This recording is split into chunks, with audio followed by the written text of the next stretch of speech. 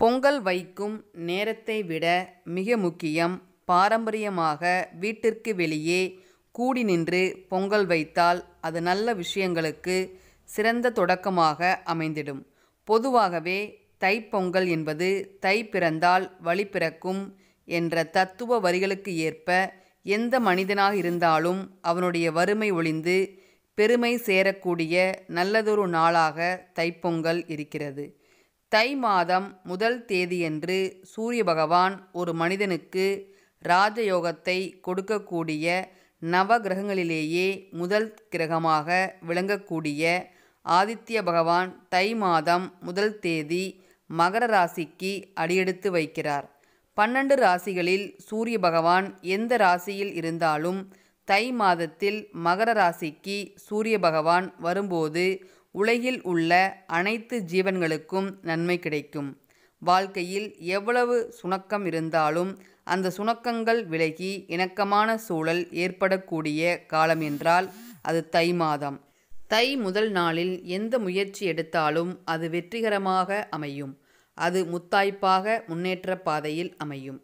தைப்பொங்கல் வந்துவிட்டாலே எப்போதும் பொங்கல் வைக்க வேண்டும் என்ற கேள்வி அனைவரது மனதிலும் எழுந்துவிடும்.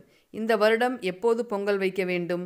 இந்த வருடம் மட்டுமல்ல, எந்த வருடமாக இருந்தாலும் மகர ராசிக்கு சூரிய பகவான் வருகை தரும் தை முதல் நாளில் காலை நேரத்தில் சூரியன் உதிப்பதற்கு முன்பாக பொங்கல் வைப்பது மிக மிக நன்மை.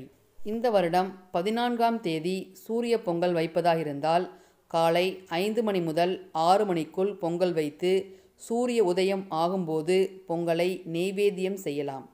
சூரிய பொங்கல் நேரத்தை தவறவிடும் நபர்கள் காலை 6 மணிக்கு மேல் ஆரம்பித்து 8 மணி 50 நிமிடம் அதற்குள் பொங்கல் வைத்து படைத்து விடுங்கள். காலையில் தாமதமாக எழுந்து இந்த 2 நேரத்தையும் தவறவிடுவோர் காலை 10 மணி 35 நிமிடம் மணிக்கு மேல் பொங்கல் வைக்க ஆரம்பித்து 12 மணிக்குள் படையலிடுங்கள். பொங்கல் தெற்கு பக்கம் பொங்கினால் எதிரிகள் தேவையில்லாத தடைகள் அன்றோடு விலகும்.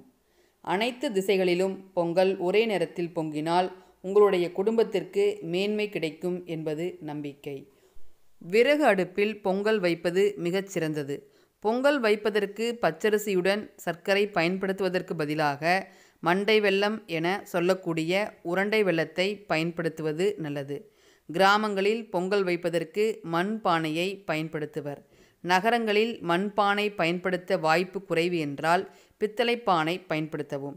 மண்பானையை 2 நாட்களுக்கு முன்பாகவே வாங்கி அதை நன்கு சுத்தப்படுத்தி விடுங்கள். ஒரு நாள் முழுவதும் தண்ணீரில் மண்பானையை வைக்க வேண்டும். பொங்கல் பானையில் கோலமிட்டு பொங்கல் பானையை சுற்றி பூ மற்றும் மஞ்சள் கிழங்கு செடியை சுற்றி வைக்க வேண்டும்.